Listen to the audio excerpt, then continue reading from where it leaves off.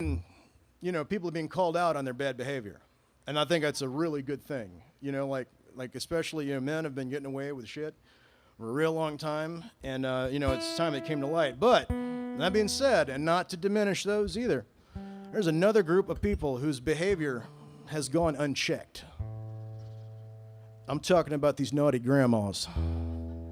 I used to work in a bingo hall in Olive Branch, Mississippi, and I can't tell the whole story because not everybody's dead yet. But it was at the Interman Church of the Future.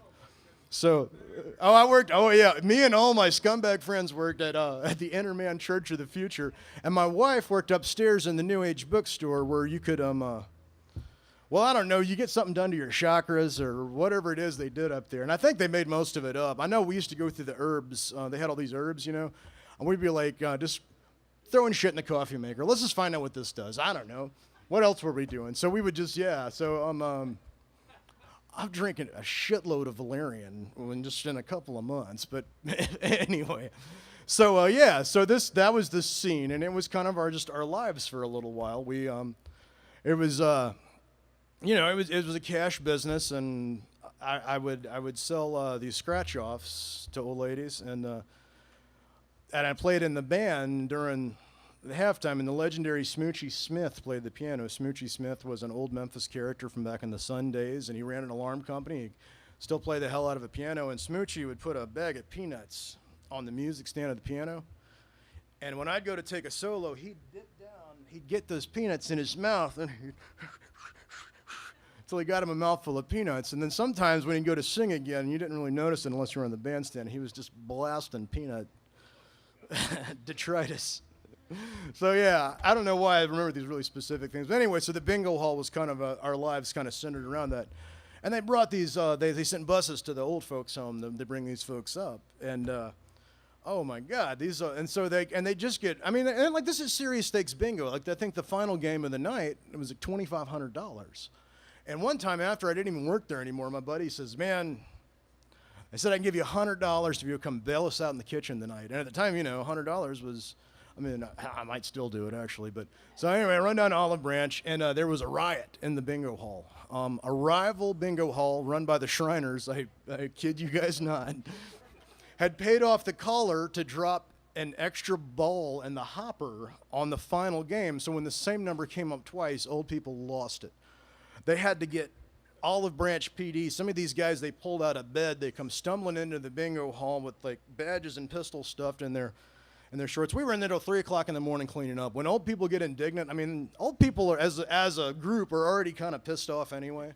You know what I mean? Like, they kind of start at the level of a normal dude walking into AutoZone. Like, when you go to AutoZone, you are already pissed off when you walk through the door because, damn it, I'm in here making a fucking car payment in auto. I just had to get a car because I've been making a car payment to AutoZone for a number of years now. Anyway, I've digressed. But anyway, returning to the great bingo hall riot of '99. So yeah, these old people, they tore those bingo dauber markers. They tore the little dauber part out of it, and they just flung it all around. And literally, old people, the cops are having to kind of marshal these people and get them out in an orderly fashion because they're out for blood. And they got the caller in the office, and they sweated him, put the light on him, and he finally admitted. He wasn't real smart anyway. None of us were. But yeah, so back to the other subject though. These grannies, man, they felt when a lady gets to a certain age, she feels like she does whatever the hell she wants. She's been saying whatever the hell she wants for long enough. Well, she feels like reaching out and touching something while she does. So you'd be walking along and somebody give you a little pinch, Luckily, my pants are kind of baggy. It's hard to find anything back there. But I got a couple of times myself. And then the sweaty money. Oh, my Lord, the sweaty money that comes out that brassiere. So anyway, this song might be a little stretch of the truth. Everybody know what a Mickey is when I talk about drugs? Yeah, you're in the medical field, Tori. You know what I'm talking about. Anyway, I don't know if that's this term is still in fashion. You ever heard of somebody getting slipped a Mickey? I know you know what I'm talking about. So yeah, this song's called Granny Slipped Me a Mickey.